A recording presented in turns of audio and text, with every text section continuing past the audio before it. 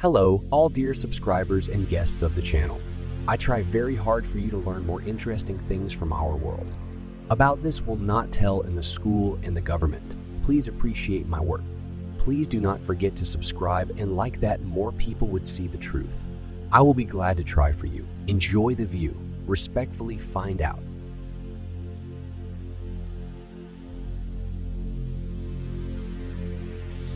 Alien bases or cryogenic chambers of sleepers. What the ice of Antarctica has revealed to scientists. Antarctica was discovered on January 28, 1820 by a Russian expedition led by Thaddeus Bellingshausen and Mikhail Lazarev. This white continent, covered by a 3-kilometer layer of ice, attracts attention for its unexplored and mysterious. The average annual temperature on it reaches 25 O's. In winter, it drops to 90 O's, and hurricanes are so powerful that even the most reliable equipment breaks down. Perhaps that is why conspiracy theorists all over the planet have chosen Antarctica as a new home for aliens, surviving Nazis and pre-Adamites, a race of superhumans. Sometimes it is very tempting to believe it, because every year the ice melts, revealing its secrets to scientists. But it is difficult to verify the assumptions of the daredevils. References often lead to non-existent resources that were destroyed by the government, or to the dubious resources of science fiction writers.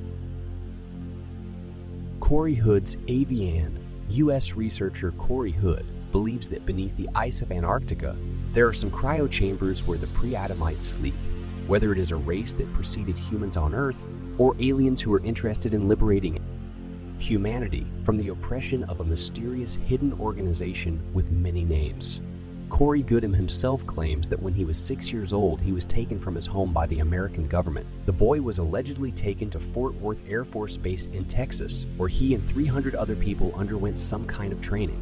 After his training, he spent 20 years working for the U.S. Secret Space Program, TSP, which worked to normalize relations with several alien races. For unknown reasons, after 20 years of service, he had his memory wiped and was fired. Corey Good himself claims that his memory returns to him in the form of visions or insights.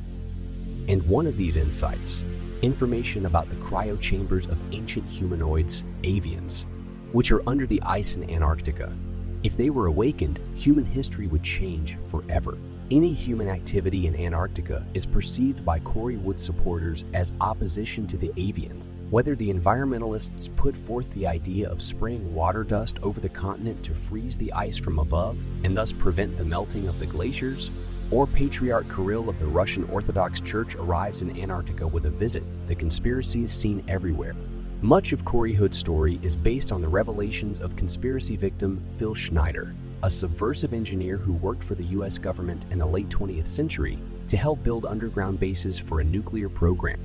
In 1995, he suddenly broke out into a series of lectures about aliens who also had bases underground.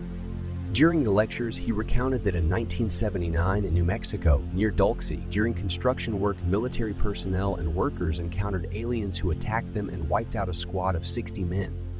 Schneider himself survived by a miracle. He was wounded by a shot from an alien weapon, burning his chest, his feet, and burning his fingers. But one of the soldiers pushed him into the elevator, ordered him up, and saved his life. Schneider described the aliens as unusually smelly, 2-meter-tall, gray humanoids. He was killed after this performance. Underground bases. Revelations of the military geologist Schneider link in description. In meetings with enthusiasts, Schneider revealed that there are 1477 underground bases on planet Earth, and the U.S. spends a quarter of the country's budget to maintain them. 129 bases are located in the U.S. Apparently, many of the alien bases may be in Antarctica. Schneider claimed that all the bases were built using alien technology and are connected by tunnel. Whether the engineer was telling the truth or his fingers were torn off during the blasting operations, it is impossible to establish. 2 years later, he died of a stroke. Schneider's death was immediately covered with rumors that he was killed, strangled with a catheter. The real Atlantis. It is fair to say that researchers who hope to find traces of ancient civilizations in Antarctica are not so wrong. Of course, they rely not only on the works of Plato, who placed the island of Atlantis in the ocean behind Gibraltar, but also on ancient maps, which depict Antarctica as a huge southern continent. Much noise was made in 1929 by the map of the Turkish admiral Piri ibn Haji Mehmed, which was found in Constantinople. On the map of 1513, copied from Alexander the Great's sources, a vast continent occupied the south, and the outlines of Queen Maud Land were quite recognizable. Antarctica and both Americas are found on the old maps of the Venetian merchants, who copied them from the 13th century, and finally on the famous maps of Phineas and Mercator in the 16th century, where Terra Antarctica was located exactly at the South Pole. Did this mean that the cartographers believed in the existence of the continent? Or did they rely on some ancient knowledge? American researcher and historian Charles Hapgood compared the Phineas map with a map of the Antarctic ice shelf, which was made only in 1959, and found that the outlines of Queen Maud Land, Enderby Land, Wilkes Land, Queen Victoria, and Mary Baird almost coincided. The coordinates of the west coast of the Ross Sea. In fact, there is no land here, only ice, and the Ellsworth Land, which is oceanic shallow water, and Edith Roney did not match. A comparison of ancient maps led Hapgood to believe that Antarctica might previously have been 2,000 kilometers north. It found itself at the South Pole as a result of a catastrophic shift of the Earth's crust, the lithosphere. Hapgood's theory was supported by Einstein himself, who believed that ice accumulating irregularly at the poles could affect the rotation of the planet. They create a moment of centrifugal force, which sooner or later is transmitted to the lithosphere and can cause the Earth's crust to shift relative to the Earth's core. If the theory is correct, then under the ice of Antarctica, scientists can expect real discoveries. This assumption is supported by geologist Jack Huff's research of bottom sediments in the Ross Sea, which suggests that 6,000 years ago there was no ice on the mainland. It's all a mystery, but it's all guesswork. What do we really know about Antarctica? We know that it is divided into two parts, East Antarctica and West Antarctica. The ice in the former is up to 5 kilometers thick.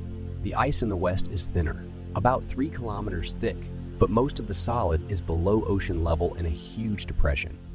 On the continent, there are oases of heat, valleys without ice, but with life, creeping plants, mosses, lichens. Such oases can be found on Seymour Island, Snow Hill, and Snowgill. There are some on the continent as well, such as the dry valleys of Queen Victoria Land. Scientists suggest that such areas are heated from below, but no volcanic activity has been recorded on the continent. Under the ice column, there are more than 150 lakes, one of which, Vostok, is only 4 times smaller than Lake Baikal. Its depth is 1,200 meters. It lies under 3.8 km of ice at 300 atmosphere. Its fresh water contains 50 times more nitrogen and oxygen than normal water. It contains 4 species of bacteria that have evolved in isolation for at least 1.5 million years, so they are completely different from Earth's bacteria and have a genome that differs by 16. Is it possible to find any other forms of life there? It is possible because the water temperature is okay. But so far nothing has been found. True, it is also difficult to dive to the bottom of the lake. It's too deep and the pressure is too hot. The fact that Igor Zotnikov, a rocket building specialist, worked at the Russian Vostok station for a long time may also prompt some considerations.